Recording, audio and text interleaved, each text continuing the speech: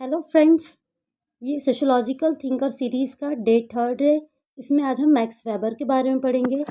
Max weber, जिनका जन्म 21 अप्रैल 1864 को जर्मनी में हुआ था। ये famous German sociologist, economist and political thinker है। ये अपनी ये वन ऑफ द फाउंडर कहलाते हैं मॉडर्न सोशोलॉजी के, जैसे कार्ल मार्क्स और एमाइल दुर्खिम भी है। मैक्स वेबर अपनी थ्योरीज में बताते हैं कि सोसाइटी को कैसे स्टडी करना है और सोसाइटी में कोई भी पर्सन है उसका उसका सोसाइटी में बिहेव करने का क्या पर्सपेक्टिव रहता है या परसेप्शन रहता है। He believe that to study society we must understand the meaning behind human actions. कोई भी ह्यूमन एक्शंस हो रहे हैं, उनके पीछे क्या रीज़न रहता है कि वो सोसाइटी में इस तरीके के एक्शन परफॉर्म करते हैं। और इस ह्यूमन एक्शंस को वर्स्टेहेन के नाम से बताते हैं, उनकी इस आइडिया को वर्स्टेहेन के नाम से बताते हैं, जिसका मतलब होता है understanding social actions from persons point of view. उस पर्सन के पॉइंट ऑफ व्यू से समझना है कि वो एक्शन क्यों परफॉर्म कर रहा है। मैक्स वेबर की इंपॉर्टेंट थ्योरीज को हम पढ़ेंगे, जिनमें से फर्स्ट उनकी इंपॉर्टेंट थ्योरी है social action theory. Weber said sociology studies social action. Weber के अकॉर्डिंग सोशियोलॉजी सोशल एक्शंस की स्टडी होती है। बेसिकली हम जब पढ़ते हैं सोशियोलॉजी क्या होता है, व्हाट इज सोशियोलॉजी, तो हम लोग बोलते हैं sociology is the study of society. Basically हम सोसाइटी के लिए स्टडी के लिए बोलते हैं, बट वेबर के पर्सपेक्टिव से हम इसको सोशल एक्शंस की स्टडीज को बोलते हैं, क्योंकि सोसाइटी में जो भी एक्शंस ह्यूमन बीइंग परफॉर्म कर रहा है उसको स्टडी करने को इन्होंने सोशियोलॉजी कहा है। Social actions mean any action done by a person that considers others in a society. कोई भी पर्सन जो एक्शन परफॉर्म कर रहा है और उसको सोसाइटी किस तरीके से कंसिडर करती है, वो सोशल एक्शंस कहलाते हैं।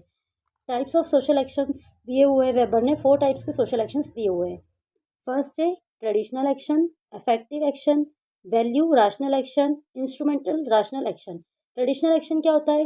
Based on customs and traditions. जो भी रूल्स और नॉर्म्स हम लोग फॉलो करते हुए आ रहे हैं अपने कल्चर में, वो सारे एक्शन जो हम परफॉर्म करते हैं वो ट्रेडिशनल एक्शंस के अंदर आते हैं।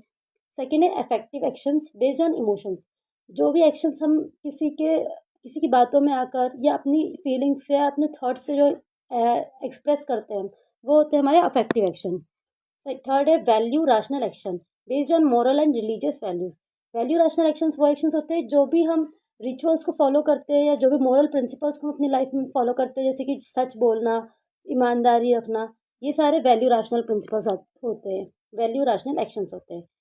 फोर्थ है instrumental rational action based on logic and calculation to achieve goals.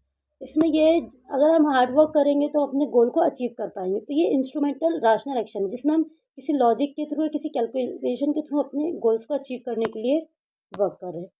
इनकी सेकेंड इंपॉर्टेंट थ्योरी है थ्योरी ऑफ अथॉरिटी। वेबर ने 3 टाइप्स की अथॉरिटीज़ को बताया है। फर्स्ट है ट्रेडिशनल अथॉरिटी, सेकेंड है कैरिस्मेटिक अथॉरिटी एंड थर्ड है legal rational authority. Traditional authority, power based on customs and traditions. इसमें ट्रेडिशनल अथॉरिटी में क्या है, जो पावर हायरार्कियल अपन को मिलती जाती, ट्रेडिशनली मिलती जाती, जैसे पहले दादाजी के पास थी, देन अपने पापा के पास आई, देन हमारे पास आई। तो इस तरीके की अथॉरिटी जो पहले के टाइम में राजा महाराजाओं की होती थी, वो कहलाती है power based on customs and traditions. Second है charismatic authority, power based on leaders personality and charisma. Example religious और रिवोल्यूशनरी लीडर्स। कैरिस्मेटिक अथॉरिटी वो अथॉरिटी होती है जिसमें किसी पर्सन की क्वालिटीज़ को देखकर वो उस एक्शन को परफॉर्म करता है, उसकी क्वालिटीज़ को देखकर उसको पावर मिलती है और वो पब्लिक के लिए काम करता है, वो होती है charismatic authority. For example Mahatma Gandhi को हम देखते हैं, नेल्सन मंडेला को हम देखते हैं, ये कुछ कैरिस्मेटिक पर्सन थे जिनके पास वो क्वालिटीज़ थी और उनकी बातों से लोग इन्फ्लुएंस होकर उनके साथ में खड़े रहे। थर्ड है legal rational authority, power based on laws and rules. Laws and rules के बेस पे जो पावर मिली होती है वो लीगल रैशनल अथॉरिटी होती है। जैसे पुलिस को पावर मिली होती है, डिस्ट्रिक्ट मजिस्ट्रेट को पावर मिली होती है, एक स्कूल प्रिंसिपल को कुछ पावर्स मिली होती है। ये पावर्स होती है लॉज से, लीगली उनको जो प्रोवाइड है पावर्स, उसके बेसिस पे होता है। गवर्नमेंट ऑफिशियल एंड ब्यूरोक्रेट्स इसके एग्जाम्पल्स रहेंगे। इनकी थर्ड इंपॉर्टेंट थ्योरी है bureaucracy theory. Max Weber gave the concept of ideal bureaucracy which is a system for efficient organisation.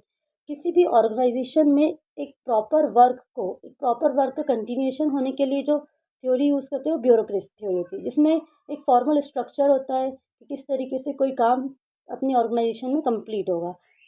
कुछ इंपॉर्टेंट कैरेक्टरिस्टिक्स होती है ब्यूरोक्रेसी की: clear hierarchy, division of labour, written rules and regulations, merit based recruitment, impersonal relationship।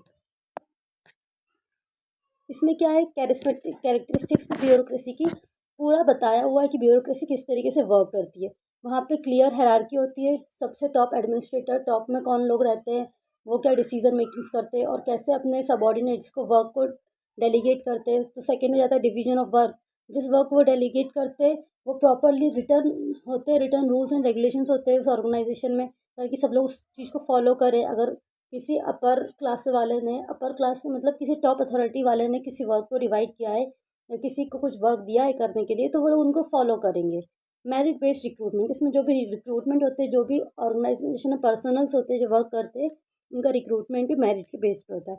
और किसी के बीच में कोई personal relationship नहीं होता है, कोई फॉर्मल इनफॉर्मल रिलेशनशिप नहीं होता है, ये फॉर्मल रिलेशन मतलब अपनी जॉब पर आ रहे हैं, अपने काम पर आ रहे हैं, तो वो लोग एक दूसरे से मिल रहे हैं, बातें कर रहे हैं, मीटिंग्स कर रहे हैं, एंड